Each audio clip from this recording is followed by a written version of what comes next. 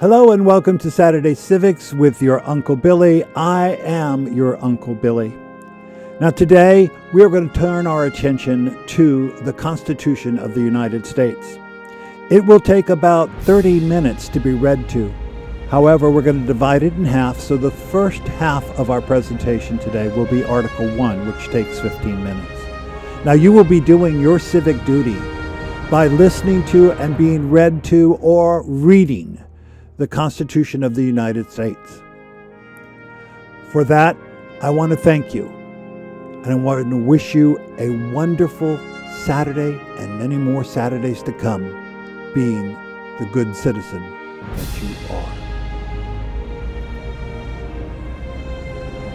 Note: the following text is a transcription of the Constitution as it was inscribed by Jacob Shawloos on parchment, the document on display in the rotunda at the National Archives Museum. The spelling and punctuation reflect the original. We the people of the United States, in order to form a more perfect union, establish justice, ensure domestic tranquility, provide for the common defense, promote the general welfare, and secure the blessings of liberty to ourselves and our posterity, do ordain and establish this Constitution for the United States of America. Article I. Section 1. All legislative powers herein granted shall be vested in a Congress of the United States, which shall consist of a Senate and House of Representatives. Section 2. The House of Representatives shall be composed of members chosen every second year by the people of the several states, and the electors in each state shall have the qualifications requisite for electors of the most numerous branch of the state legislature. No person shall be a representative who shall not have attained to the age of 25 years, and been 7 years a citizen of the United States, and who shall not, when elected, be an inhabitant of that state in which he shall be chosen. Representatives and direct taxes shall be apportioned among the several states which may be included within this union, according to their respective numbers, which shall be determined by adding to the whole number of free persons, including those bound to service for a term of years, and excluding Indians not taxed, 3/5 of all other persons. The actual enumeration shall be made within 3 years after the first meeting of the Congress of the United States, and within every subsequent term of 10 years, in such manner as they shall by law direct. The number of representatives shall not exceed one for every 30,000, but each state shall have at least one representative, and until such enumeration shall be made, the state of New Hampshire shall be entitled to choose 3, Massachusetts 8, Rhode Island and Providence Plantations 1, Connecticut 5, New York 6, New Jersey 4, Pennsylvania 8, Delaware 1, Maryland 6, Virginia 10, North Carolina 5, South Carolina 5, and Georgia 3. When vacancies happen in the representation from any state, executive authority thereof shall issue writs of election to fill such vacancies. The House of Representatives shall choose their Speaker and other officers, and shall have the sole power of impeachment. Section 3. The Senate of the United States shall be composed of 2 senators from each state, chosen by the legislature thereof, for 6 years, and each senator shall have 1 vote. Immediately after they shall be assembled in consequence of the first election, they shall be divided as equally as may be into 3 classes. The seats of the senators of the first class shall be vacated at the expiration of the second year, of the second class at the expiration of the 4th year, and of the third class at the expiration of the 6th year, so that 1/3 may be chosen every second year, and if vacancies happen by resignation or otherwise, during the recess of the legislature of any state, the executive thereof may make temporary appointments until the next meeting of the legislature, which shall then fill such vacancies. No person shall be a senator who shall not have attained to the age of 30 years, and been 9 years a citizen of the United States, and who shall not, when elected, be an inhabitant of that state for which he shall be chosen. The Vice President of the United States shall be President of the Senate, but shall have no vote, unless they be equally divided. The Senate shall choose their other officers, and also a President pro tempore, in the absence of the Vice President, or when he shall exercise the office of President of the United States. The Senate shall have the sole power to try all impeachments. When sitting for that purpose, they shall be on oath or affirmation. When the President of the United States is tried, the Chief Justice shall preside, and no person shall be convicted without the concurrence of 2/3 of the members present. Judgment in cases of impeachment shall not extend further than to removal from office and disqualification to hold and enjoy any office of honor, trust, or profit under the United States. But the party convicted shall nevertheless be liable and subject to indictment, trial, judgment, and punishment according to law. Section 4. The times, places, and manner of holding elections for senators and representatives shall be prescribed in each state by the legislature thereof, but the Congress may at any time by law make or alter such regulations, except as to the places of choosing senators. The Congress shall assemble at least once in every year, and such meeting shall be on the first Monday in December, unless they shall by law appoint a different day. Section 5. Each house shall be the judge of the elections, returns, and qualifications of its own members, and a majority of each shall constitute a quorum to do business, but a smaller number may adjourn from day to day, and may be authorized to compel the attendance of absent members in such manner and under such penalties as each house may provide. Each house may determine the rules of its proceedings, punish its members for disorderly behavior, and, with the concurrence of 2/3, expel a member.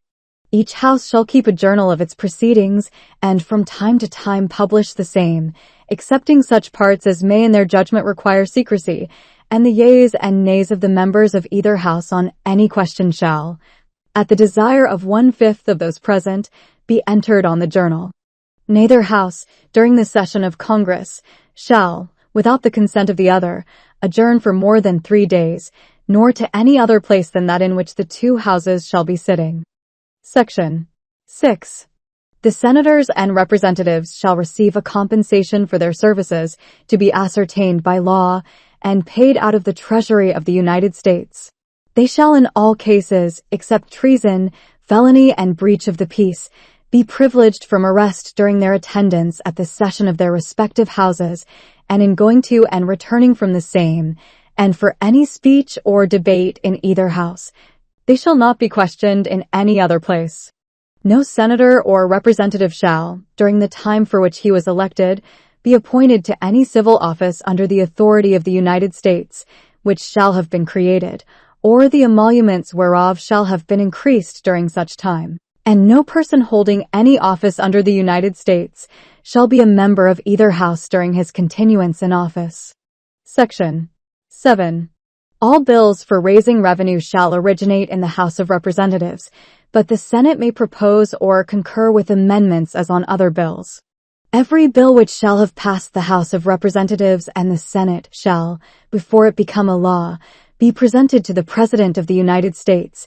If he approve, he shall sign it, but if not, he shall return it, with his objections to that House in which it shall have originated, who shall enter the objections at large on their journal, and proceed to reconsider it. If after such reconsideration 2/3 of that House shall agree to pass the bill, it shall be sent, together with the objections, to the other House, by which it shall likewise be reconsidered, and if approved by 2/3 of that House, it shall become a law. But in all such cases the votes of both houses shall be determined by yeas and nays, and the names of the persons voting for and against the bill shall be entered on the journal of each house respectively.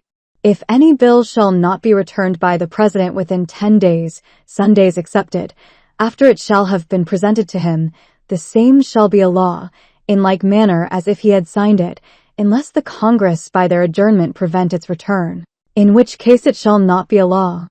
Every order, resolution, or vote to which the concurrence of the Senate and House of Representatives may be necessary, except on a question of adjournment, shall be presented to the President of the United States, and before the same shall take effect, shall be approved by him, or being disapproved by him, shall be repassed by 2/3 of the Senate and House of Representatives, according to the rules and limitations prescribed in the case of a bill. Section 8. The Congress shall have power to lay and collect taxes, duties, imposts, and excises, to pay the debts and provide for the common defense and general welfare of the United States, but all duties, imposts and excises shall be uniform throughout the United States. To borrow money on the credit of the United States. To regulate commerce with foreign nations and among the several states and with the Indian tribes. To establish an uniform rule of naturalization and uniform laws on the subject of bankruptcies throughout the United States. To coin money, regulate the value thereof, and of foreign coin, and fix the standard of weights and measures. To provide for the punishment of counterfeiting the securities and current coin of the United States. To establish post offices and post roads. To promote the progress of science and useful arts, by securing for limited times to authors and inventors the exclusive right to their respective writings and discoveries. To constitute tribunals inferior to the Supreme Court. To define and punish piracies and felonies committed on the high seas and offenses against the law of nations. To declare war, grant letters of marque and reprisal, and make rules concerning captures on land and water. To raise and support armies, but no appropriation of money to that use shall be for a longer term than 2 years. To provide and maintain a navy. To make rules for the government and regulation of the land and naval forces. To provide for calling forth the militia to execute the laws of the Union, suppress insurrections, and repel invasions. To provide for organizing, arming, and disciplining the militia and for governing such part of them as may be employed in the service of the United States, reserving to the states, respectively, the appointment of the officers, and the authority of training the militia according to the discipline prescribed by Congress. To exercise exclusive legislation in all cases whatsoever over such district, not exceeding 10 miles square, as may, by cession of particular states, and the acceptance of Congress, become the seat of the government of the United States, and to exercise like authority over all places purchased by the consent of the legislature of the state in which the same shall be, for the erection of forts, magazines, arsenals, dockyards, and other needful buildings, and to make all laws which shall be necessary and proper for carrying into execution the foregoing powers, and all other powers vested by this Constitution in the government of the United States, or in any department or officer thereof. Section 9. The migration or importation of such persons as any of the states now existing shall think proper to admit, shall not be prohibited by the Congress prior to the year 1808, but a tax or duty may be imposed on such importation, not exceeding $10 for each person. The privilege of the writ of habeas corpus shall not be suspended, unless when in cases of rebellion or invasion the public safety may require it. No bill of attainder or ex post facto law shall be passed. No capitation or other direct tax shall be laid, unless in proportion to the census or enumeration herein before directed to be taken.